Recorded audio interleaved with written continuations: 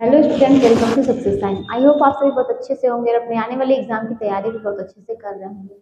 तो हम लोग जो है, कल हम लोगों की क्लास कहाँ तक हुई थी? हम लोगों ने काफी हद तक संचार में पढ़ा था ना। और आज हम लोग क्या पढ़ेंगे? हम लोगों को क्या पढ़ना है कि जो यहाँ तक हम लोग पढ़े थे कि संचार के जो क्षेत्र में समस्याएं आ रही थी, यानी संचार के चरणों के आधार पर, चरणों के आधार पर क्या कि आधार पर समस्या, आधार पर समस्या। और इसमें हम लोगों ने काफी चीजें पढ़ी हुई थी। इसमें हम लोगों ने यही देखा था क्या है कि सेंडर है, मैसेज है, मीडियम है, receiver. Sender, message, medium, receiver. अब हम लोगों ने इसको जाना कि इसमें समस्याएं क्या आ सकती हैं। चलिए सेंडर की बात करते हैं। सेंडर की संचार की प्रक्रिया को लेकर जो गलत अवधारणा, मतलब अगर आपके मन में सेंडर की मतलब क्या समस्याएं आ सकती हैं कि संचार को लेके आपके मन में गलत अवधारणा हो ना, तो भी क्या कर सकते हैं कि अगर आप जो है, तो इसके अंतर्गत यही समस्या आ सकती है कि आप उसके बारे में अगर अच्छा ना सोचते हो। अगर आप पहले से समझ लें कि आपको क्या पढ़ाना है, सारी चीजें आपकी बिल्कुल क्लियर होनी चाहिए। तो ये सब अगर आपने नहीं जाना है ना, आपने नहीं जाना, या तो आपके क्या कह सकते हैं कि आपको मतलब ट्रस्ट नहीं है ना, आपको यह पढ़ाने का मन नहीं है, या आप संचार नहीं करना चाह रहे हैं, तो या आप जिसको मतलब जहाँ पर आपको जाना है वहां पर आपका मतलब आपको और भी कोई दिक्कतें हो, तो ये सब क्या है, ये सब सेंटर के अंतर्गत आती हैं। तो अब उसके अंदर देखते हैं, यानी आप एक इसमें और हो सकता है कि संचार में असंगठन, संचार में असंगठन, यानी कि अगर आप वहां पर जा रहे हैं तो आप वहां पर क्या है, सब संगठित नहीं है। जब भी आप देखिए कोई भी कार्य किया जा रहा है, वहां पर आपको जाना है, आपकी वहां पर काफी लोग की टीम होगी, आपको एक दूसरे से बातें करनी है, यही तो संचार है। लेकिन अगर आप क्या कर सकते हैं कि सारी वहां पर कोई दिक्कत है, एक सब संगठित नहीं है, तो भी क्या होती है कि दिक्कतें आती हैं। उसके बाद क्या है, संचार कौशल। अगर आपका संचार कौशल सही नहीं है तो भी ये सारी दिक्कतें आती हैं। विषय का अगर आपको पूर्ण ज्ञान नहीं है तो भी क्या हो सकता है कि इसमें दिक्कतें आती हैं। मैसेज इसी तरीके से संदेश में भी होता है कि संदेश में क्या क्या हो सकता है कि मतलब संदेश को देने के लिए क्या होना चाहिए, मीडियम होना चाहिए। कभी कभी इंटरनेट वगैरह की दिक्कत हो जाती है जिससे आपको संदेश देना है, आपको कभी कोई उसमें दिक्कतें आती हैं कि जैसे कि अगर उसके लिए इंटरनेट चाहिए, अगर नेटवर्क नहीं सही चल रहा है, आपको कहीं जाके कोई चीज़ की जानकारी देनी है, ठीक है, और वहां पर मान लीजिए वहां पर अगर इंटरनेट वगैरह की सुविधा नहीं है, अगर वहां पर और भी क्या है, कोई व्यक्ति शिक्षित नहीं है ना, और आप वहां पर क्या करिए कि लेटर लिख दीजिए, या पत्र के द्वारा आप कुछ बता दीजिए, या ऐसी चीजों को बता दीजिए कि जो कि वहां पर उपलब्ध नहीं हो सकती है, तो ये सब भी दिक्कतें आती हैं। तो ऐसे से क्या है, माध्यम जो है वो, जैसे कि आपको क्या करना है, तीसरे नंबर पर आता है माध्यम, कि गांव के लोगों को जो जानकारी देना है वो सब क्या है, अशिक्षित है, सब क्या है कि सब जानकार नहीं है। तो भी क्या हो सकती है कि सब दिक्कतें आती हैं इसमें, कम्युनिकेशन में। सब कुछ क्या है, पहले से सब कुछ क्लियर हो, सारी बातें क्लियर हो, आपको सबको समझना, सब समझ लें, तो सारी चीजें क्या है, बिल्कुल क्लियर होती हैं। और अगर आप यही, जैसे कि आपको कोई चीज की जानकारी देनी है, ठीक है, आप जा रहे हैं, आपको भेज दिया जाए कि ठीक है जाइए इस चीज की जानकारी इस गांव में देके आइए, ठीक है, तो यही यही चीजें हैं कि जाइए आप इस योजना के बारे में सबको बता के आइए। और आप वहां पर जा रहे हैं, आपकी बातों को सुनने के लिए कोई तैयार नहीं है, आपका आपके ऊपर कोई ट्रस्ट नहीं कर रहा ना, ये भी तो है विश्वास, पूर्वानुभव आपके प्रति। अगर कभी आपने जो है उन्होंने क्या किया, कभी किसी की बातें सुनी रही हो, कोई इसी तरीके से संचालक के रूप में वहां पर गया रहा हो, और क्या है उसने बहुत मतलब इस तरीके से अपना व्यवहार कर दिया हो जिससे सब बहुत परेशान हो गए हो, तो जब आप जाएंगे सब क्या है कि मतलब पहले से ही उनसे क्या है मतलब जो व्यक्ति आया था उसको लेकर पहले से ही उनके मन में गलत विचारधाराएं हो गई हैं, गलत धारणाएं बन गई हैं। तो जब आप जाएंगे तो आपकी बातों को कोई सुनना पसंद नहीं करेगा, आपकी बातों को, क्योंकि उनके मन में ये चीजें बन चुकी हैं कि नहीं ये सब क्या करते हैं, ये सब फालतू की बातें बोलेंगे, कोई इसका मतलब नहीं निकलेगा, सारी बातें मतलब यही सब समस्याएं क्या है इसके अंतर्गत आती हैं। अब हम लोग क्या पढ़ेंगे, बहुत ही इंपॉर्टेंट टॉपिक, वो क्या है, हम लोग को क्या पढ़ना है, नवाचार। क्या पढ़ना है, इनोवेशन। ठीक, चलिए जो पढ़ना है, जो इम्पोर्टेंट है, जहां से क्वेश्चन आते हैं, नवाचार यानी इनोवेशन, नवाचार।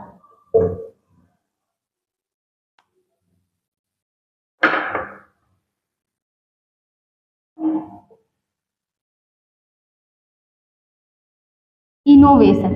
ठीक, नवाचार यानी इनोवेशन क्या होता है? नवाचार का मतलब होता है कुछ नया ना। नवाचार का मतलब क्या होता है? कुछ नया हो रहा हो या कुछ नई वस्तु हो, नया हो रहा हो, कुछ क्या है, नई वस्तु हो, नई वस्तु हो, कुछ नया हो रहा हो, कुछ नई वस्तु हो, नई खोज, नया आविष्कार, कुछ भी नया, तो वही क्या कहलाता है? नवाचार कहलाता है। मतलब कुछ नया हो रहा हो, कोई नई वस्तु हो, कुछ नया मतलब कह सकते हैं नई खोज, नया आविष्कार, नई खोज, नया आविष्कार, ये मतलब कुछ भी हो सकता है। और आप जानते ही हैं, अगर कुछ नया ना खोजा जाए, कुछ भी, सब कुछ बिल्कुल पुराने पे। अब आप सोचिए पहले के समय से आज के समय में कितना परिवर्तन हुआ है ना, कि एक एक चीजें नई नई खोजी गई। पहले क्या है, यूट्यूब पे कोई जाता था, आज देखिए कितने लोग घर बैठ के क्या मतलब अपनी आप जो प्रतिभा को है वो दिखा के क्या कर सकते हैं कि अपना खर्च चला सकते हैं ना। तो नया हो रहा है, नई खोज हो रही है, उसको अपना रहे हैं सब लोग। और अपनाने के बाद क्या है कि उससे क्या होता है कि देश का विकास भी होता है। कुछ नया नहीं खोजा जाएगा तो क्या है कि देश का विकास भी नहीं होगा। तो ये हमने क्या समझा, कुछ नया हो रहा हो, कुछ नई वस्तु हो, नई खोज हो, नया आविष्कार हो ना। इन्हीं नई तकनीकों को धारण, मतलब ये क्या हो गया, इसी को नवाचार बोलते हैं। क्या बोलते हैं? नवाचार। अब बात करते हैं दूसरे नंबर की, इन्हीं नई तकनीकों को इन्हीं नई तकनीकों को धारण करना क्या कहलाता है? एडॉप्शन, यानी अभिग्रहण। अभिग्रहण, जैसे कि कोई चीज मार्केट में आई, कुछ नया, मतलब जैसे कि कोई मोबाइल, या आप कह सकते हैं कि कुछ भी ऐसा है, कुछ नया मार्केट में आया बनकर, ठीक। तो वो जो नया चीज बना वो क्या है? नवाचार है। फिर उसको क्या है, कुछ लोगों ने धारण किया, उसको अपनाया, वही क्या है? अभिग्रहण है, जिसको बोलते हैं क्या? अभिग्रहण बोल सकते हैं, एडॉप्शन बोल सकते हैं। फिर तीसरे नंबर पर क्या देखते हैं, ये अभिग्रहण हमने देखा, यानी एडॉप्शन हमने देखा। उसके बाद क्या है कि नवाचार जो है, नवाचार एक या दो व्यक्ति में नहीं होता, दो व्यक्ति में नहीं, ये क्या होता है, ये धीरे धीरे फैलता है। धीरे धीरे क्या होता है कि फैलता है, और धीरे धीरे सब उसको ग्रहण कर लेते हैं और अपने व्यवहार में ले आते हैं। यही एडॉप्शन है, मतलब उसको एडॉप्ट करना ना। कोई नई चीजें आई और क्या है, उस नई तकनीकों को आपने क्या किया कि धीरे धीरे उसको धारण किया, उसको एडॉप्ट किया। यही मतलब, और कोई भी नवाचार, अगर कोई भी चीजें आई हैं और आप उसको धारण नहीं करते हैं, वो क्या है, तो मतलब जब उसको आप अपनाएंगे नहीं, उसको फॉलो नहीं करेंगे, तो उसका वो नया चीज जो आया है उसको कोई अपनाएगा नहीं, तो इसका मतलब नहीं होगा ना कि वही चीज अच्छा होगा जो सबको सही लगे, सबके लिए वो बेस्ट हो, सबको सही लगे। और जैसे कोई भी चीज का विकास हुआ या कोई चीज का निर्माण हुआ, कुछ नया बना, कोई आविष्कार हुआ, कुछ नया बना, फिर वही नई जो चीजें आई वो क्या है, और जब नवाचार तब तक नहीं होगा जब तक क्या है, सिर्फ एक दो चीजों में नहीं होगा, एक दो लोग उसको अपना लें तो ये नहीं माना जाएगा। वो क्या है कि धीरे धीरे काफी लोग जो है उसको एडॉप्ट कर लें, उसको धारण कर लें, तो यही क्या कहलाएगा? एडॉप्शन कहलाएगा, ठीक। उसके बाद क्या देखते हैं, और ये तभी होगा जब सब स्वीकारें। ये क्या होगा?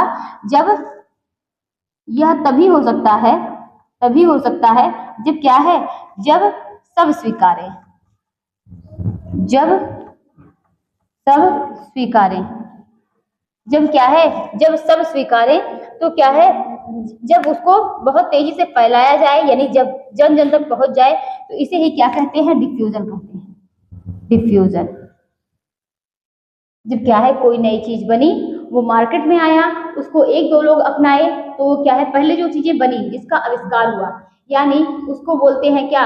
उसको बोलते हैं नवाचार, यानी इनोवेशन, ठीक। उसको एक दो लोगों ने अपनाया, उसको क्या बोलते हैं? उसको बोलते हैं एडॉप्शन, यानी कुछ लोगों ने उसको एडॉप्ट किया, फिर वो एडॉप्शन हो गया। फिर वो धीरे धीरे क्या है, 2 से 4, 4 से 12, 12 से, इसी तरीके से वो क्या है, जन जन तक वो चीजें फैल गई। उसको क्या बोलते हैं, डिफ्यूजन बोलते हैं। क्या बोलते हैं, डिफ्यूजन। ठीक, यानी नवाचार क्या है, कोई नई चीज, कोई नया आविष्कार हुआ, उसको बोलते हैं नवाचार। फिर धीरे धीरे उसको क्या है कि वो धीरे धीरे कुछ लोग उसको ग्रहण किए, एक दो लोग उसको ग्रहण किए, उसको बोलते हैं एडॉप्शन ना। सिर्फ क्या है कुछ लोगों तक वो पहुंचा, उसको बोलते हैं एडॉप्शन। फिर वो धीरे धीरे काफी लोगों के बीच पहुंच गया और उसको मतलब क्या है सबने उसको अपना लिया, तो वही क्या है डिफ्यूजन कहलाया। यानी वह जो है वह फैल के सब लोगों तक यानी सब तक पहुंच गया और वही क्या कहलाया, और सबने उसको सब तक वो पहुंच गया, वही क्या कहलाया, डिफ्यूजन। तो नवाचार, एडॉप्शन और डिफ्यूजन ना। पहले क्या है नवाचार, कोई नया आविष्कार हुआ, कोई भी चाहे चीज कोई भी हो, वो क्या है वो नया आविष्कार हुआ, वही क्या है नवाचार है या इनोवेशन है। चाहे वो कोई चीज हो सकती है, कोई कपड़े हो सकते हैं, कोई वस्त्र हो सकता है, कोई आविष्कार हो सकता है, मतलब कुछ भी क्या है नया निर्माण होना ना। और उसके बाद क्या है कुछ लोगों तक उसको, एक दो लोगों तक पहुंचना, फिर उसको क्या है वही एडॉप्शन है। और उसके बाद हमने क्या कहा कि उनको धीरे धीरे लोग ग्रहण कर रहे हैं, अभी धीरे धीरे वृद्धि हो रही है, तो उसको क्या बोलते हैं, एडॉप्शन बोलते हैं। फिर क्या है वह क्या, फिर जैसे वह बढ़ रहा है और सब लोगों तक पहुंच रहा है, तो वही क्या कहलाता है, डिफ्यूजन कहलाता है। तो तीन चीजें यहाँ पर हो गई।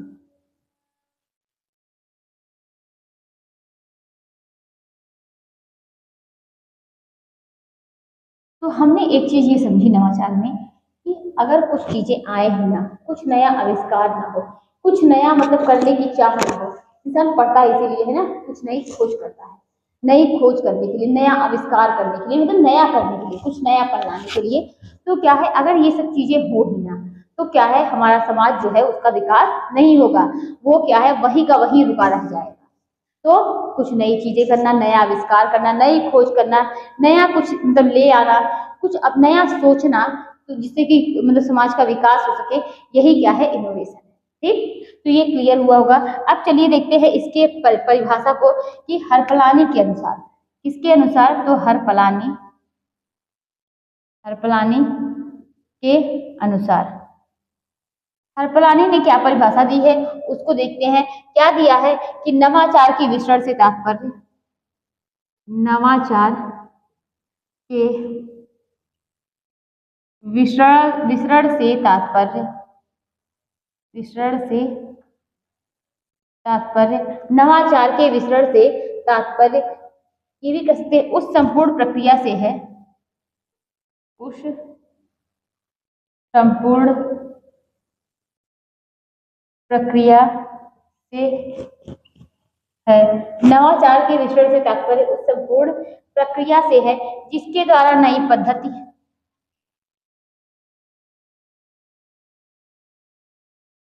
नई पद्धति, जिसके द्वारा नई पद्धति, नई तकनीक, नई पद्धति, नई तकनीक, और क्या कर सकते हैं, नई पद्धति, नई तकनीक, तब तक ग्रामीण, तब नई पद्धति, नई तकनीक ग्रामीणों के बीच विसरित, ग्रामीणों के बीच विसरित होती रहती है, होती रहती है जब तक कि वे, जब तक कि वे, जब तक कि वे उसको पूरी तरह, उसको पूरी पूरी तरह से स्वीकार नहीं कर रहे, स्वीकार नहीं कर ले। तो ये हरपलानी ने परिभाषा दी है कि नवाचार के विषय से तात्पर्य उस संपूर्ण प्रक्रिया से है जिसके द्वारा नई पद्धति, यही हमने बात की कि नवाचार क्या है, नई पद्धति है, नई खोज है, नया आविष्कार है, नई तकनीक है। नई पद्धति, नई तकनीकी तब तक ग्रामीणों के बीच विकसित होती रहती है जब तक क्या है कि किए हुए उसको पूरी तरह क्या है कि ग्रामीणों के बीच विस्तृत होती रहती है जब तक कि वे उसको, जब तक कि वे, जब तक कि वे उसको पूरी तरह से स्वीकार नहीं कर लेते हैं। ठीक, यही क्या है इनोवेशन। अब आगे देखते हैं नवाचार अधिग्रहण क्या,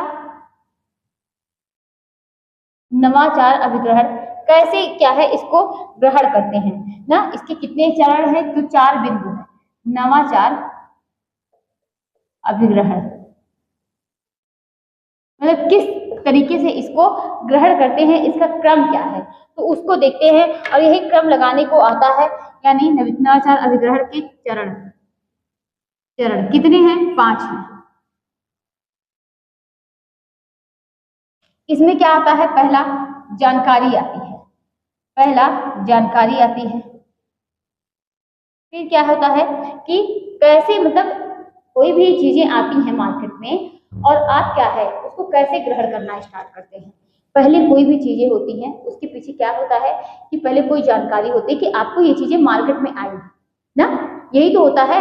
मान लीजिए पहले जो है क्या, अगर मोबाइल ही आया था तो पहले वो सब तक पहुंच गया। कुछ लोग पहले क्या है पता चला कि इस तरीके का कुछ होता है कि जिससे क्या होती है कि मतलब ये सुविधाएं होती है ना, कि इतनी सुविधाएं अब हो गई। ये स्टार्टिंग में देखिए तो इतनी सुविधाएं नहीं। तो पहले मान लीजिए कोई कोई क्या है, यही मोबाइल को ले लीजिए कि पहले आया, फिर उसके बाद क्या हुआ तो उसकी जानकारी आपके माइंड में क्या है ये समझ में आया, आप तक वो सूचना पहुंची कि इस तरीके से कुछ आया है। ठीक, जानकारी आती है। फिर क्या है, उसके प्रति आपकी रुचि जगती है, रुचि जगती है, उसके प्रति आपकी रुचि जगती है। अब देखिए मान लीजिए इस टाइम शादी का सीजन है, तो वही समझ लीजिए कि कोई लहंगा है अलग टाइप का क्या है, या शादी में इस टाइप से देखो अब इस मतलब कुछ नया जो है इस टाइप से स्टेज बन रहा है ना, बहुत अच्छा लग रहा है। ठीक, तो ये आपने क्या हुआ कुछ नया आया और उसके प्रति क्या है आपका इंटरेस्ट जगा, रुचि जगी, उसके प्रति आपकी रुचि जगती है। उसके बाद क्या होगा कि क्योंकि अब आपकी जब रुचि जग गई फिर आप मूल्यांकन करते हैं कि उसके यहाँ ये चीजें हुई थी, क्या मैं अपने यहाँ करवा लूं, क्या सही रहेगा कि नहीं, अच्छा लगेगा कि नहीं, मतलब कुछ भी अगर कपड़ा ही है कुछ आया आपको जानकारी हुई और जानकारी हुई तो आपका क्या है उसके प्रति इंटरेस्ट जगा ना, आपकी जब रुचि जगी तो आप जब उसके प्रति रुचि जगी तो आप क्या करेंगे मूल्यांकन करेंगे कि अपने मन में ही अपने सोचेंगे या बातें करेंगे कि अच्छा उसने इस तरीके से किया है, उसके अपने यहाँ फंक्शन में शादी में इस तरीके से किया है, हम भी कर ले, पता नहीं वो सही रहेगा कि नहीं। तो आप मूल्यांकन कर रहे हैं, मूल्यांकन किया उसके बाद क्या करेंगे प्रथम प्रयास करते हैं, प्रथम प्रयास करते हैं प्रथम प्रयास करते हैं। उसके बाद क्या आता है अभिग्रहण, फिर आप क्या कर लेते हैं पूरी तरह से ग्रहण कर लेते हैं। अभिग्रहण यानी ग्रहण कर लेते हैं, आप उसे व्यवहार में ले आते हैं, आप उसका यूज करते हैं।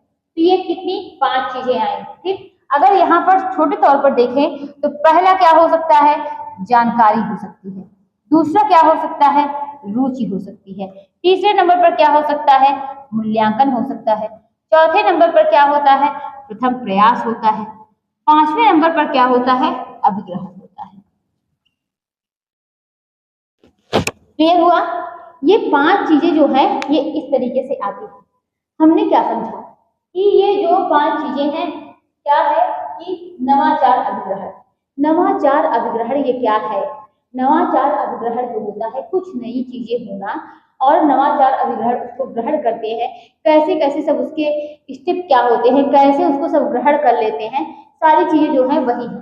तो पहले कोई मार्केट में कोई चीजें आई ना, कोई भी आप सामान हो गया, कोई भी तकनीकी हुई, कोई नया आविष्कार हुआ, वो मार्केट में कोई कपड़ा हुआ, कोई मतलब कुछ भी वो आया, ठीक, उसको क्या बोलते हैं उसको, यानी आपको क्या है उसकी जानकारी होती है, जानकारी आती है, फिर आपका क्या है इंटरेस्ट जगता है, रुचि होती है कि चलो ठीक है देखते हैं, और मतलब उसके प्रति कुछ जानने की इच्छा होती है, आपकी इंटरेस्ट होती है। ठीक, तो आपकी रुचि जगती है। अब जब आपकी रुचि जग गई तो आप क्या करेंगे कि सोचेंगे पता नहीं वो अच्छा होगा कि नहीं, ये कोई भी चीज अपनाने से पहले 1000 बार क्या है इंसान व्यक्ति कई बार सोचता है और सोचना भी चाहिए। मूल्यांकन करते हैं, फिर उसके बाद क्या करते हैं हम प्रयास करते हैं और क्या है उसके बाद उसको क्या करते हैं कि ग्रहण कर लेते हैं।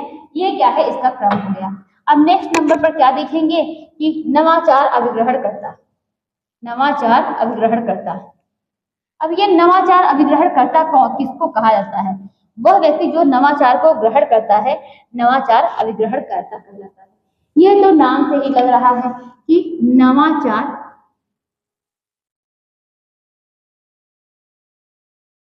अभिग्रहण करता। वह व्यक्ति वह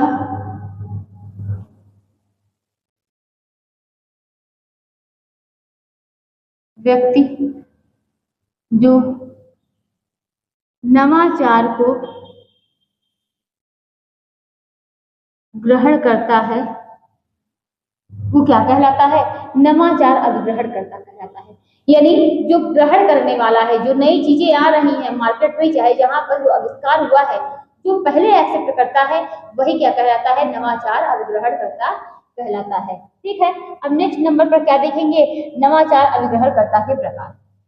नवाचार अभिग्रहणकर्ता के प्रकार, चलिए इसको देख लेते हैं। अब इसके प्रकार में आप क्या है कि यहाँ पर देखेंगे, एक होता है व्यक्तिगत व्यक्तिगत विभिन्नता के आधार पर, व्यक्तिगत विभिन्नता के आधार पर। नेक्स्ट नंबर पर है नवाचार को स्वीकारने व अस्वीकारने के आधार पर। नवाचार को स्वीकारने स्वीकारने व अस्वीकारने के आधार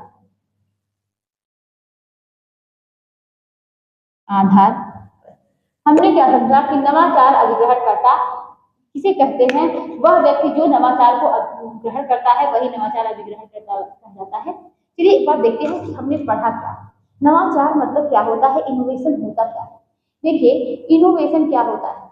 इनोवेशन वही है जो मतलब कुछ नया करना, नया आविष्कार करना, नई खोज करना, यही क्या कहलाती है? इनोवेशन कहलाती है। नवा क्या कह सकते हैं? नवाचार कहलाती है ना, यही है। उसके बाद हमने क्या समझा कि वो जो है इसको क्या कहते हैं कि इनोवेशन बोलते हैं। इसको क्या है, ये कुछ लोगों के द्वारा क्या होता है कि मतलब एक दो लोग इसको जानते हैं, उसको क्या करते हैं कि स्वीकार करते हैं, वही क्या कहलाती है? एडॉप्शन कहलाती है। फिर धीरे धीरे धीरे धीरे वो क्या है, वो एक बड़ी जनसंख्या में वो फैल जाता है, उसे क्या बोलते हैं? डिफ्यूजन बोलते हैं। तीन चीजें हम लोगों ने जानी। उसके बाद हम लोगों ने क्या देखा? नवाचार अभिग्रहण करता जो क्या है, जो उसको ग्रहण करता है वही नवाचार अभिग्रहण करता है। प्रकार में हम लोगों ने यही हम लोग पढ़ ही रहे हैं, व्यक्तिगत विभिन्नता के आधार पर नवाचार को स्वीकारने के व अस्वीकारने के आधार पर। चलिए एक एक करके देखते हैं कि व्यक्तिगत विभिन्नता के आधार पर पहले हम लोग किसको देखेंगे? व्यक्तिगत विभिन्नता के आधार पर।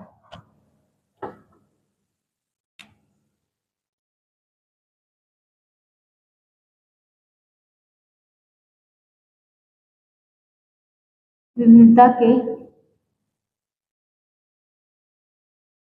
आधार पर चलिए इसको समझते हैं। व्यक्तिगत विभिन्नता के आधार पर ये किसने दिया है? तो ये कार्ल रोजर्स ने दिया है। किसने किसने दिया है? तो रोजर्स ने। आप कह सकते हैं किसने दिया है? तो रोजर्स रोजर्स ने दिया है। व्यक्तिगत विभिन्नता के आधार पर इसे किसने दिया? तो रोजर्स ने दिया है। चलिए बात करते हैं इसी में अग्रग्राही अग्रगाही। उसके बाद सेकंड नंबर पर क्या है कि शीघ्रगाही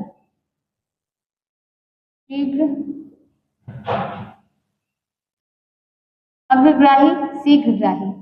थर्ड नंबर पर क्या है कि शीघ्र बहुसंख्यक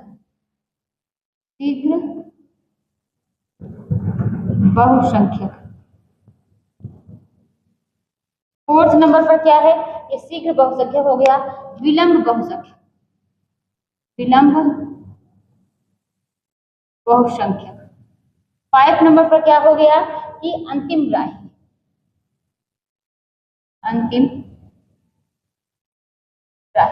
चलिए एक एक करके समझते हैं।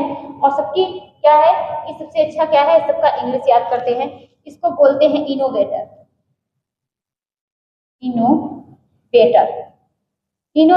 शीघ्रग्राही को क्या बोलते हैं? Early adapter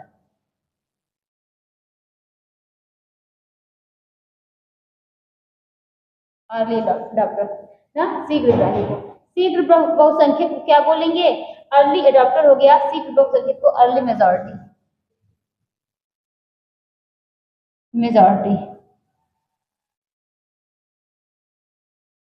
early majority. विलंब बहुसंख्यक को क्या बोलेंगे यहाँ पर, लेट मेजॉरिटी।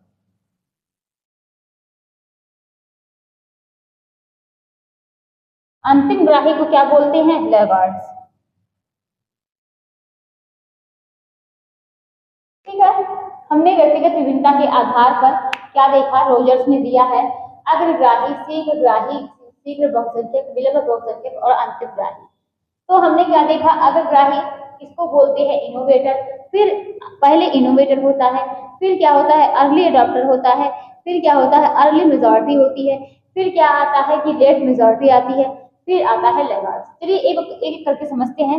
मतलब क्या होता है यहाँ पर, 1 से 4%, कितने, 1 से 4%। यहाँ की बात करेंगे तो यहाँ पर 10 से 12% लोग हैं। यहाँ पर क्या है कि 33 से 35% लोग हैं। यहाँ पर क्या है, कितने लोग हैं, 33 से 35% यहाँ पर भी हैं। लैगार्ड्स की बात करेंगे तो 10 से 15% लोग। ठीक है, यहाँ पर क्या होता है, ये संख्या लोग होते हैं, यहाँ पर कितनी संख्या के लोग होते हैं, यहाँ पर क्या होता है कि नया करने के लिए उत्साहित होते हैं।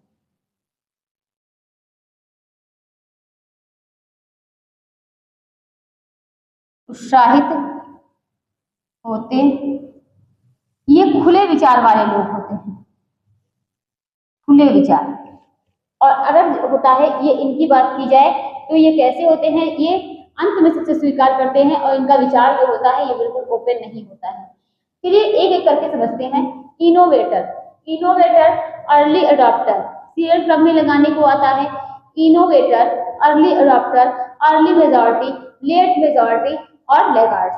ठीक, innovator, early adopter, early majority, late majority, laggards. ठीक है, अब हम लोग एक को देखते हैं जो इनोवेटर, कुछ समाज में नया आया, मार्केट में ही कुछ नया आया, कोई नया आविष्कार हुआ ना, तो क्या है कि जो जो मतलब हम लोग इसको बोलते हैं नवाचार, कुछ नया आया, उसको क्या है, 1 से 4% लोग हैं जो तुरंत सोचते नहीं है और उसको क्या करते हैं, स्वीकार कर लेते हैं, अपना लेते हैं। उनको क्या बोलते हैं, उनको बोलते हैं अग्रगाही। ये सबसे आगे होते हैं, कुछ नया फैशन आता है, कुछ नई चीजें आती हैं, कुछ सोचते नहीं है, इनका विचार जो है बिल्कुल ओपन है, खुला हुआ विचार है। ये कुछ नया करने के लिए हमेशा उत्साहित रहते हैं, चलो कुछ नया किया जाए, चलो ट्राई करते हैं ना, ये इनके मन में ये चीजें हमेशा आती हैं। कुछ नया करने की चाह होती है, कुछ नया मार्केट में आया नहीं, उसको क्या हुआ, इन्होंने समझ लिया, ले लिया। ठीक है, ऐसे लोग जो होते हैं उस समाज में 1 से 4% लोग होते हैं। शीघ्रग्राही, ये इनसे थोड़ा सा पीछे होते हैं, 10 से 12% लोग होते हैं जो क्या होता है, ठीक है, वो क्या है, तुरंत ले लेते हैं, कुछ सोचते नहीं है, ये शीघ्र ग्रहण करते हैं, लेकिन क्या होते हैं, इनसे पीछे होते हैं। यानी आप इसको क्या कर सकते हैं, ये इनोवेटर को देखकर ये क्या करते हैं, शीघ्र जो है, इनको इनोवेटर को देखकर शीघ्र स्वीकार कर लेते हैं। इन्होंने क्या है, इनको देखा और ये क्या है, इनको देखकर ये क्या करते हैं, शीघ्र स्वीकार कर लेते हैं। कि अग्रग्राही, इनोवेटर, ये कितने होते हैं समाज में, 1 से 4% होते हैं। शीघ्रग्राही, इन्होंने इनोवेटर को देखकर क्या हुआ कि इन्होंने इनोवेटर को देखकर अपना लिया। फिर शीघ्र बहुसंख्यक, जब इनकी संख्या जो है वो बढ़ती जा रही है, जब इन्होंने इनको देखा शीघ्रग्राही को तो अपनाया, तो ये भी क्या करते हैं कि ये भी अपना लेते हैं। विलंब बहुसंख्यक, ये क्या होते हैं कि विलंब बहुसंख्यक की बात करेंगे तो देखिए पहले ये देखते हैं कि ये देखते हैं कि अर्ली अडॉप्टर ने एक्सेप्ट किया है तो ये भी स्वीकार कर लेते हैं। लेकिन विलंब बहुसंख्यक ये काफी लेट होते हैं और ऐसे की संख्या कितनी होती है ऐसे की संख्या, ये 33% होते हैं। और अंतिम ग्राही की बात करेंगे, ये बिल्कुल अंत में स्वीकारते हैं, अंत में स्वीकारते हैं ना, अंत में स्वीकार करते हैं। ये कैसे होते हैं, तो रूढ़िवादी होते हैं, रूढ़िवादी होते हैं। कैसे होते हैं, तो रूढ़िवादी होते हैं। यानी अगर कहा जाए, अगर इसका सीरियल क्रम कहा जाए तो क्या हम ये नहीं कर सकते हैं कि इनोवेटर, अर्ली अडॉप्टर, फिर उसके बाद क्या है, अर्ली मेजॉरिटी,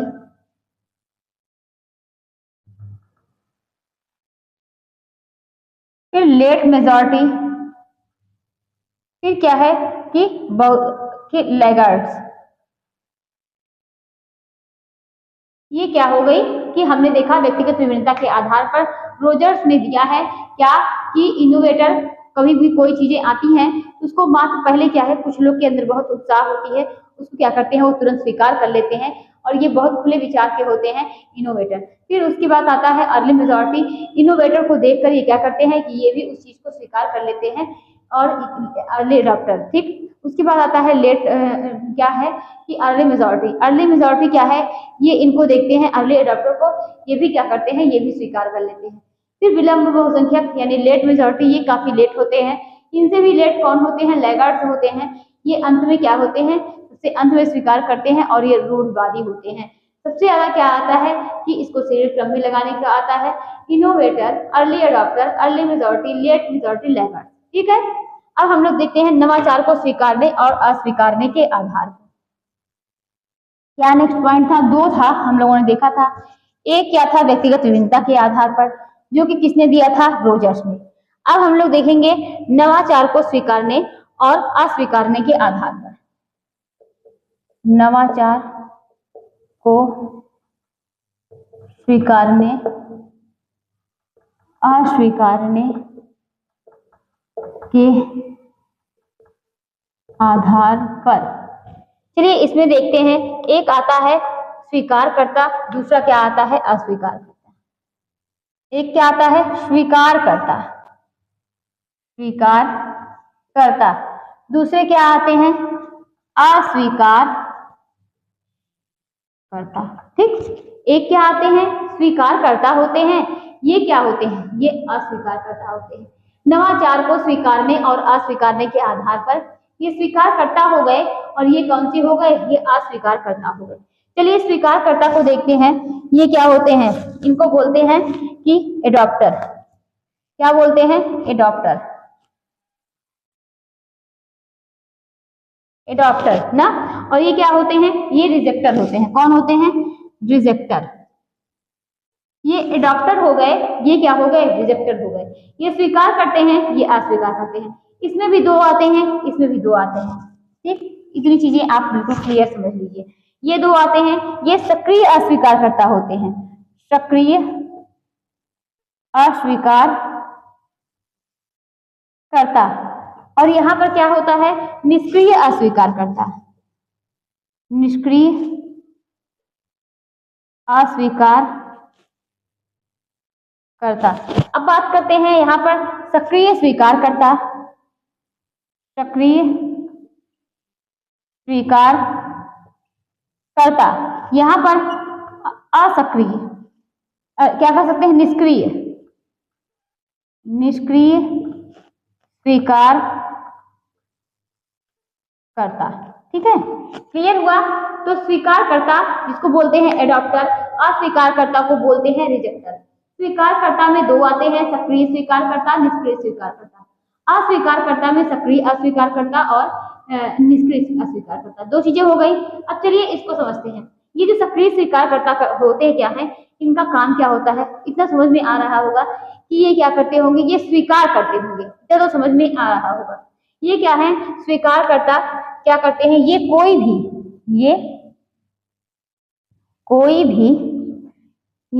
भी नई चीजों को जल्दी एक्सेप्ट करते हैं, चीजों को जल्दी एक्सेप्ट करते हैं और दूसरों को इसकी उपयोगिता के बारे में बताते हैं, दूसरों को इसकी उपयोगिता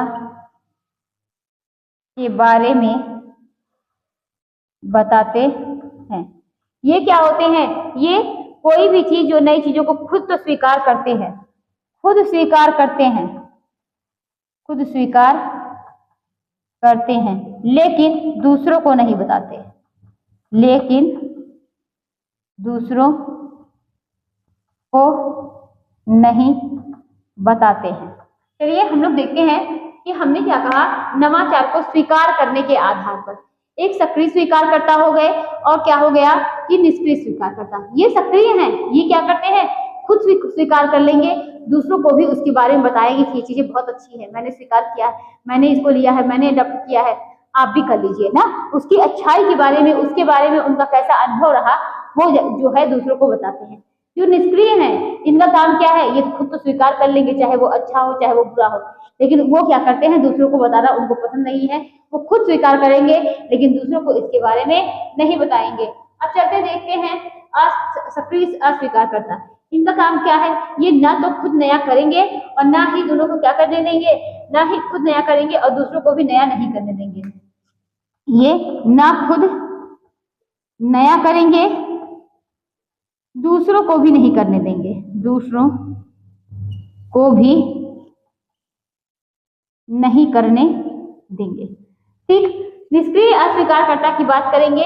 ये क्या है कि ये अस्वीकारकर्ता ये क्या करते हैं, खुद स्वीकार नहीं करते लेकिन खुद स्वीकार नहीं करते लेकिन दूसरों को रोकते नहीं, दूसरों को रोकते नहीं।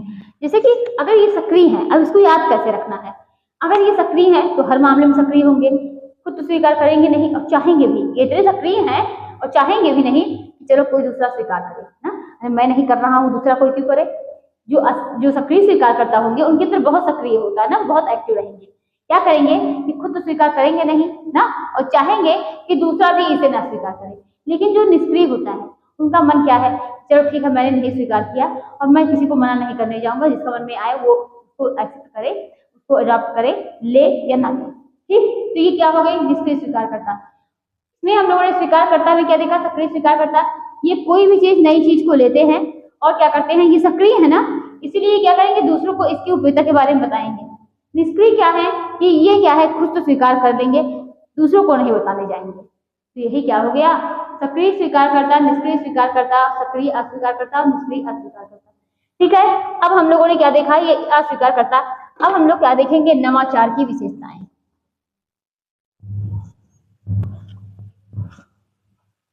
नवाचार की विशेषताएं।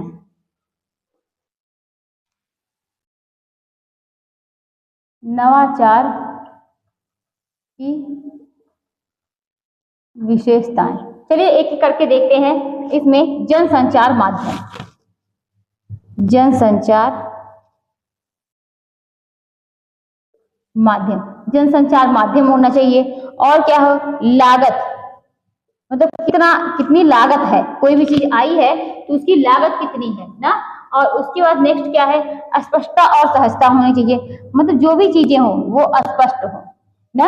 और क्या हो कि पूर्वानुभव, पूर्वानुभव भी बहुत मायने रखता है। और क्या हो सकता है, दृश्यता, दृश्यता। ये सब क्या है, नवाचार की विशेषताएं। चलिए नेक्स्ट देखते हैं, क्या नवाचार को प्रभावित करने वाले कारक।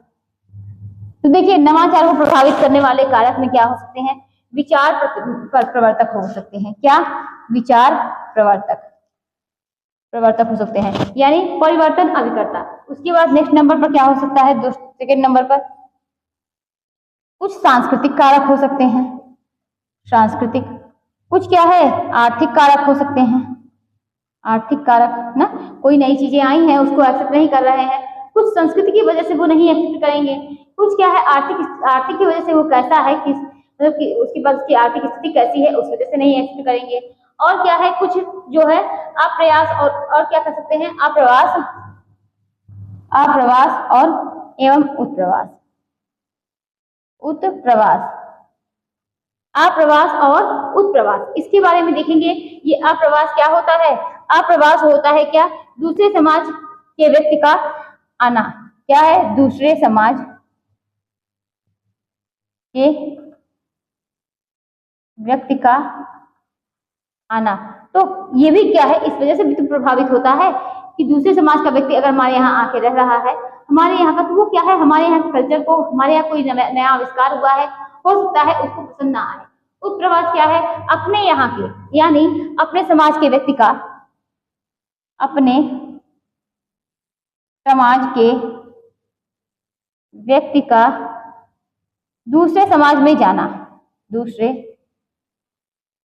समाज में जाना। ये क्या हो गया कि एक अप्रवास हो गया, दूसरा क्या हो गया, उत्प्रवास। चलिए इतनी चीजें हम लोगों ने देखी। अब अगर बात की जाए तो ये तो हो गई नवाचार, नवाचार की बातें हो गई जो कि बहुत इंपॉर्टेंट थी एग्जाम की वजह से, एग्जाम के पॉइंट ऑफ व्यू से यहाँ से क्वेश्चन बनते हैं क्या, वो आप लोग बिल्कुल भी इसको क्या है सीरियल क्रम में क्या है, कैसे है, इनोवेटर क्या है, फिर उसके बाद अर्ली अडॉप्टर क्या है, फिर अर्ली मेजॉरिटी है, फिर लेट मेजॉरिटी है, फिर लैगार्ड। इसको क्या होते हैं कि सक्रिय अस्वीकारकर्ता क्या होते हैं, सक्रिय अस्वीकारकर्ता क्या होते हैं, निष्क्रिय अस्वीकारकर्ता क्या होते हैं, सक्रिय स्वीकारकर्ता क्या होते हैं, निष्क्रिय स्वीकारकर्ता अस्वीकारकर्ता क्या होते हैं, ये चीज क्लियर कर लीजिएगा। अब क्या है इसमें हम लोग देखेंगे अनुभव का संघ,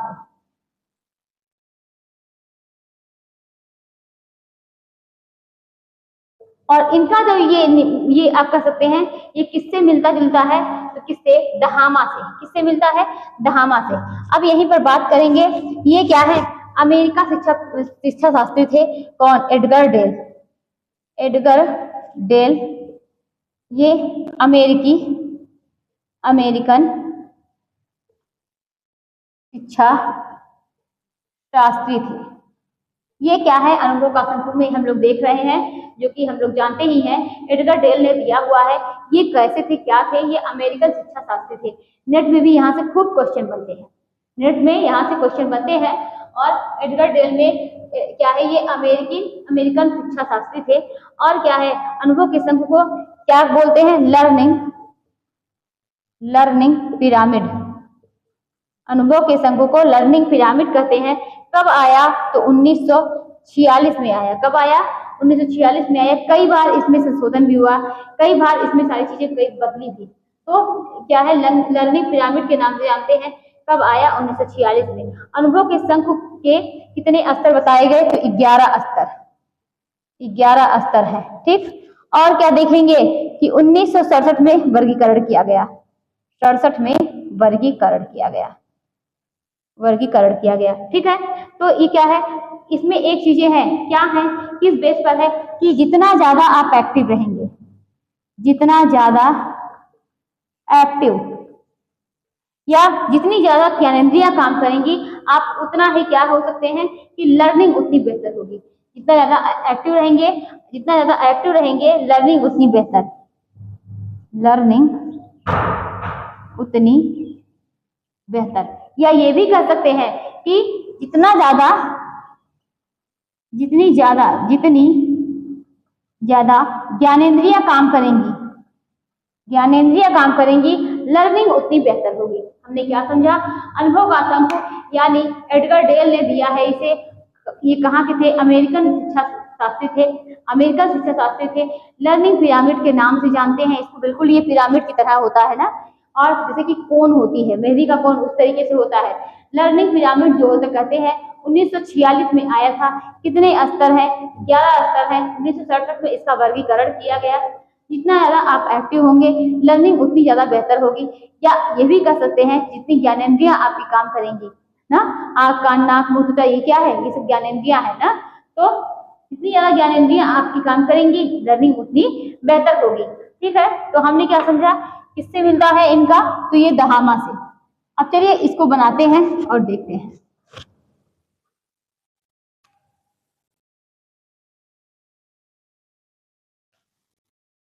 ठीक, पहला पहला क्या दिया है इन्होंने, पहला दिया है वर्बल,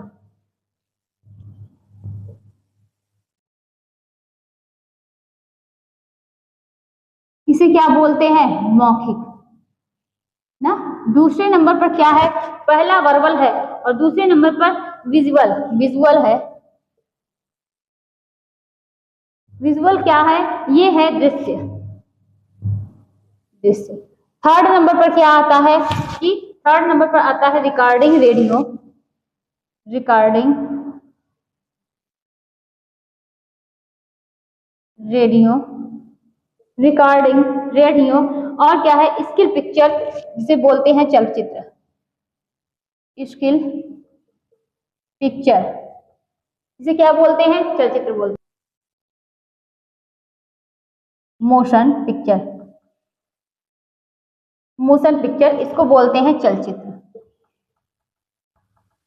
फिर पांचवें नंबर पर क्या आता है, एजुकेशन टेलीविजन, क्या है,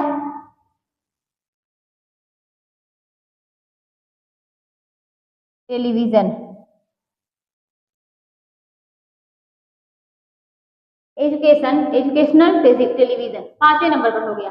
चलिए छठा नंबर देखते हैं। छठे नंबर पर क्या आता है कि एग्जिबिट्स ना, ये क्या आता है, यानी इसको क्या कहते हैं, इसको बोलते हैं प्रदर्शन। 7वें नंबर पर क्या आता है, study trip, study trip. Study trip जो होता है इसको बोलते हैं शैक्षणिक भ्रमण, शैक्षणिक भ्रमण। ठीक है। अब उसके बाद 8th नंबर पर जो आता है उसको देखते हैं, क्या क्या बोलते हैं कि डिमॉन्स्ट्रेशन,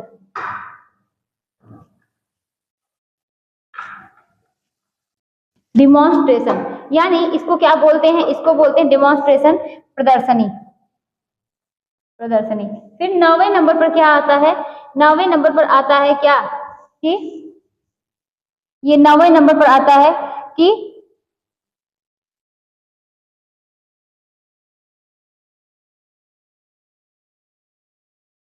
डर्मेटाइज्ड एक्सपीरियंस, डर्मे एक्सपीरियंस,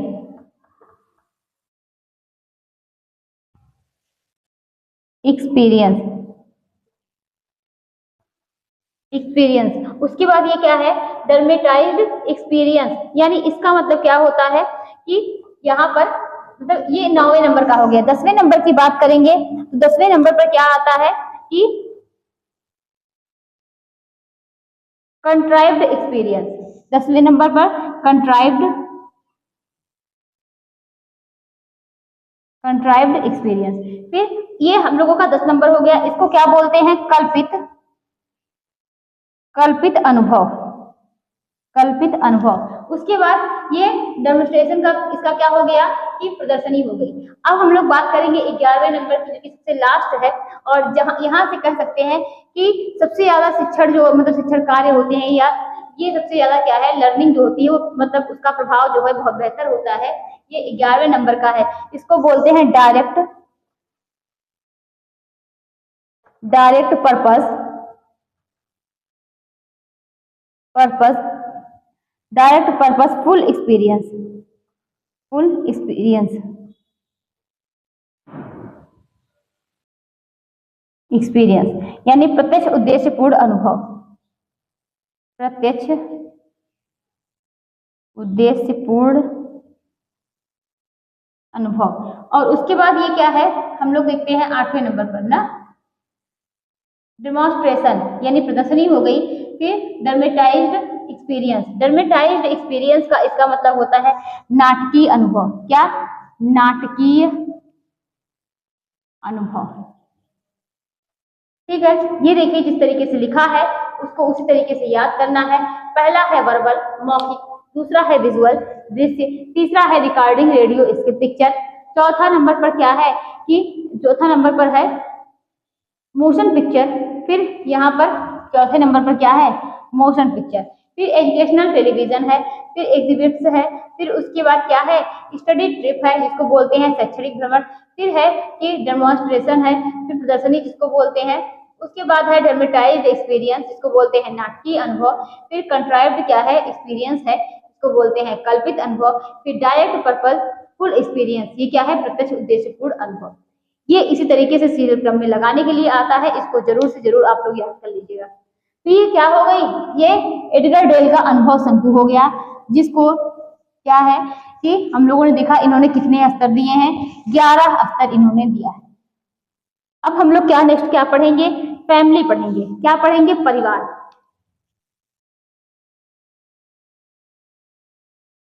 फैमिली यानी परिवार को पढ़ना है। परिवार तो हम लोग जानते हैं ये क्या है, किस भाषा से बना है, किस भाषा का शब्द है, किससे लिया गया है, सारी बातें। परिवार जो है फैमिली, ये क्या है, ये लैटिन भाषा का शब्द है। कैसा, तो लैटिन भाषा का शब्द है और किससे लिया गया है, फैमुलस शब्द से लिया गया है, फैमुलस शब्द से लिया गया है। इसका अर्थ होता है क्या, फेमुलस का अर्थ क्या होता है, सेवक, सेवक दास नौकर, क्योंकि ये परिवार जो है एक दूसरे की क्या करते हैं, सेवक मतलब सेवा करते हैं, दास होते हैं एक दूसरे के नौकर होते हैं ना, तो एक दूसरे के साथ सहयोग की भावना होती है, वो क्या करते हैं, एक दूसरे की सेवा करते हैं। तो ये कह सकते हैं कि ये लैटिन भाषा का शब्द है, फैमुलस शब्द से बना है, सेवक दास नौकर इसका अर्थ होता है। अच्छा, परिवार जैसे कि हम लोग जानते हैं, यही परिवार जो है ये समाज का आधार है। समाज का परिवार से ही क्या है, एक परिवार दो परिवार, यही क्या है, एक बड़ा समाज बन जाता है। परिवार किसका आधार है, समाज का आधार है। ये क्या है, ये एक सार्वभौमिक संस्था है। तो हम क्या ये कह सकते हैं कि क्या है, ये सार्वभौमिक संस्था है ना, और ये क्या है, समाज का आधार है, आधार है। परिवार में, परिवार क्या होता है, यहाँ पर रक्त संबंधी लोग रहते हैं। कैसे, एक दूसरे के रक्त संबंधी, रक्त संबंधी क्या कह सकते हैं, रक्त संबंधी होते हैं, रक्त संबंधी होते हैं। परिवार में क्या करते हैं, कैसे लोग रहते हैं, रक्त संबंधी होते हैं, वो आपस में एक दूसरे से जुड़े होते हैं। परिवार की शुरुआत जो है वो किससे होती है, विवाह से होती है। विवाह नामक संस्कार से किसकी शुरुआत होती है, परिवार से। तो विवाह नामक संस्कार से परिवार की शुरुआत होती है। तो विवाह नामक संस्कार से परिवार की शुरुआत होती है, रक्त संबंधी होते हैं, समाज का आधार होता है परिवार, और क्या है, सार्वभौमिक संस्था होती है परिवार। और क्या कह सकते हैं कि परिवार का निर्माण विवाह नामक संस्कार से होता है। विवाह या परिवार की शुरुआत विवाह से करते हैं ना, यहाँ पर परिवार की शुरुआत किससे होती है, विवाह से होती है। वहीं पर क्या होता है, परिवार में ही प्रजनन का कार्य होता है। बच्चों का आप कह सकते हैं कि बच्चे वहीं पर पैदा होते हैं, बच्चे बढ़ते हैं, तो सब कुछ क्या है, परिवार से ही होता है। और क्या कह सकते हैं कि समाज की नींव भी क्या है, परिवार है। समाज की नींव कौन है, तो परिवार है। समाज की नींव क्या है, परिवार है। बच्चों का सामाजिकरण कहाँ से शुरू होता है, वो परिवार से होता है। तो बच्चों का सामाजिकरण कहाँ से, परिवार से होता है। बच्चों का सामाजिकरण परिवार से होता है। समाज की मूल इकाई की बात की जाए तो वो भी क्या है, परिवार है। समाज की मूल इकाई परिवार है। समाज की नींव परिवार है। किसी भी राष्ट्र को विकसित करने के लिए परिवार का विकसित होना जरूरी है। हमने क्या है, इतनी सारी चीजें समझी परिवार के बारे में। लैटिन भाषा का शब्द है, फैबुलस से लिया गया है, फैबुलस से, और क्या है, मतलब फैबुलस से फैमिली शब्द बना है, जिसका अर्थ होता है सेवक दास नौकर। सार्वभौमिक संस्था होती है परिवार, समाज का आधार होता है, रक्त संबंधी यहाँ पर रहते हैं। क्या होता है कि बच्चों का अगर कह सकते हैं सामाजिकरण जो है वो परिवार से होता है।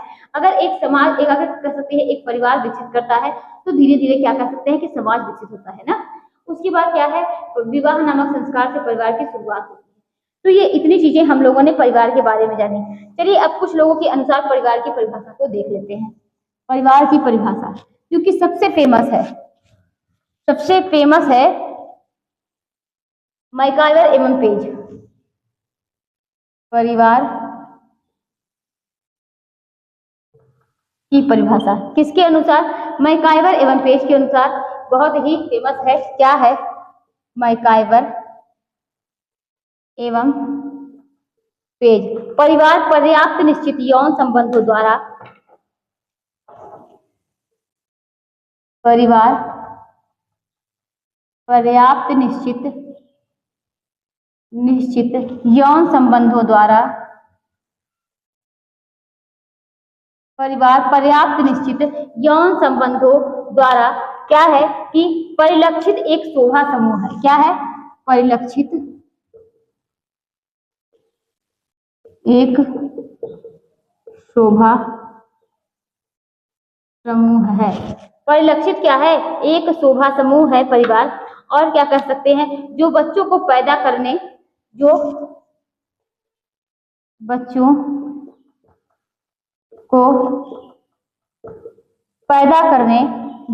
को पैदा करने और क्या है, यानी आप कह सकते हैं प्रजनन तथा लालन पालन, लालन लालन पालन करने की व्यवस्था करता है।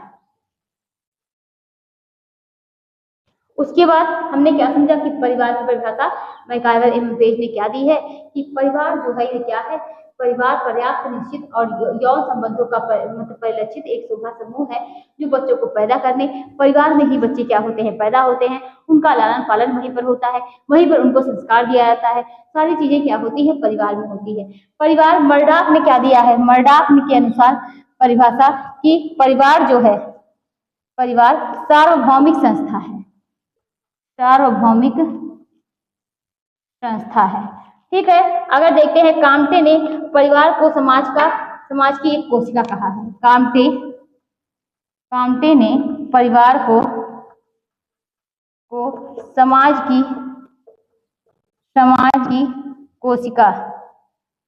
कोशिका कहा है। तो काम्टे ने परिवार को समाज की कोशिका कहा है। मर्डाक ने परिवार जो है उन्होंने क्या कहा, परिवार एक सार्वभौमिक संस्था है। मैकाइवर एवं पेज कहते हैं कि परिवार में क्या होते हैं, बच्चे पैदा होते हैं, उनका लालन पालन भी वहीं पर होता है। बस इतना याद करिए, 3 लोगों की। मैकाइवर पेज ने क्या कहा कि बच्चे परिवार में ही पैदा होते हैं और उनका क्या होता है, लालन पालन भी उसी परिवार में होता है।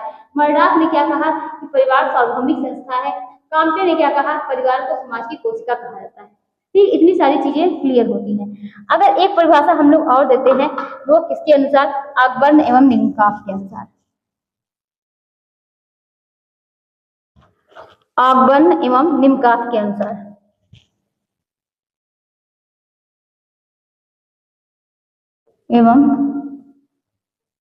निमकाफ। चलिए इसको देखते हैं कि इन्होंने क्या दिया है। परिवार जो होता है स्त्री और पुरुष की, परिवार स्त्री और पुरुष, परिवार स्त्री और पुरुष की बच्चों सहित या पुरुष की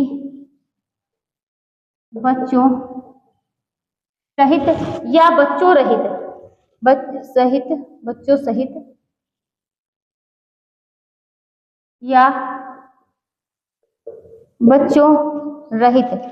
सहित या बच्चों रहित अपना या अथवा केवल बच्चों सहित या क्या है, या केवल बच्चों रहित,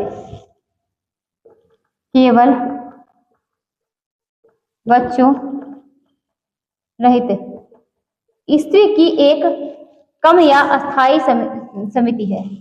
स्त्री की एक कम या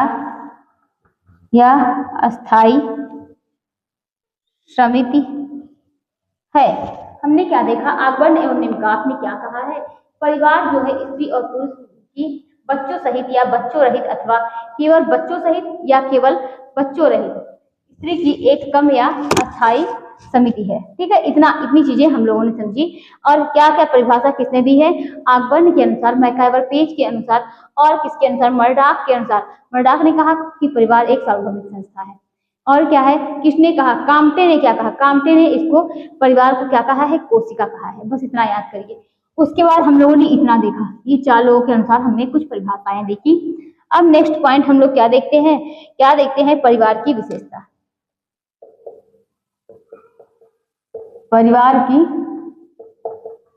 विशेषता, चलिए इसको समझते हैं। परिवार की विशेषता की बात करेंगे तो परिवार की शुरुआत जो है किससे हुई थी, तो विवाह नामक संस्कार से। किससे, विवाह नामक संस्कार से परिवार शुरू। विवाह नामक संस्कार से परिवार जो है वो शुरू हुआ था। क्या होता है, क्या एक निवास स्थान होता है, परिवार का क्या होता है, एक निवास स्थान होता है। वहीं पर सब क्या होते हैं कि स्थान होता है, वहीं पर सब मिलजुल कर रहते हैं। जब परिवार कैसे बनता है, जब एक स्त्री या एक लड़के क्या करते हैं कि विवाह करते हैं और उसके बाद क्या है, वहीं से परिवार उनका बनना शुरू होता है। वहां से फिर बच्चे होते हैं, फिर क्या होती है कि उनका शादी विवाह होता है। वहां पर उनकी शिक्षा दीक्षा, पढ़ाई लिखाई, शादी विवाह सब कुछ होता है। यही क्या है, एक परिवार है। ठीक है, तो हमने क्या समझा कि विवाह नामक, और इसी में क्या होता है, अभी हम लोग पढ़ेंगे, कई प्रकार के परिवार है। कुछ क्या है पितृसत्तात्मक है, कुछ मातृसत्तात्मक है, कुछ क्या है एकांकी परिवार है, संयुक्त परिवार है। कई प्रकार के आपको परिवार देखने को मिलेंगे। विवाह नामक संस्कार से परिवार जो है वो शुरू होता है। एक निवास स्थान इनका होता है, किसका, परिवार का। परिवार को हम लोग क्या कह सकते हैं, यहाँ पर ये क्या होते हैं, ये रक्त संबंधी होते हैं। अभी हम लोगों ने परिभाषा में देखी थी, क्या देखी थी, कि परिवार जो है वो सार्वभौमिक संस्था है।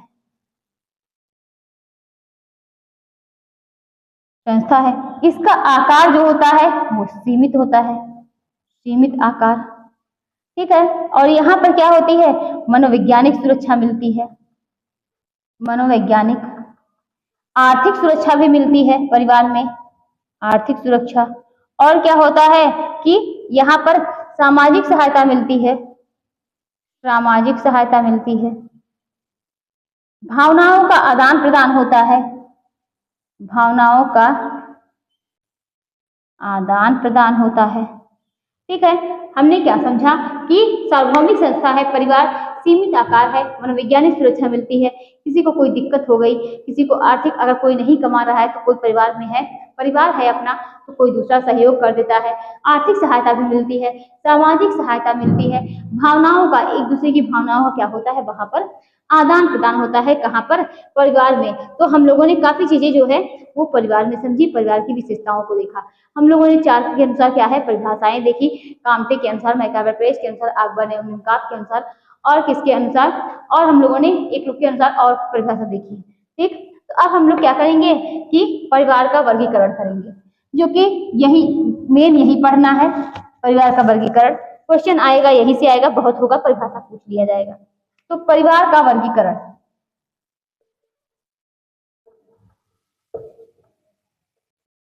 चलिए देखते हैं। पहला क्या है परिवार का वर्गीकरण, कि जन्म के आधार पर।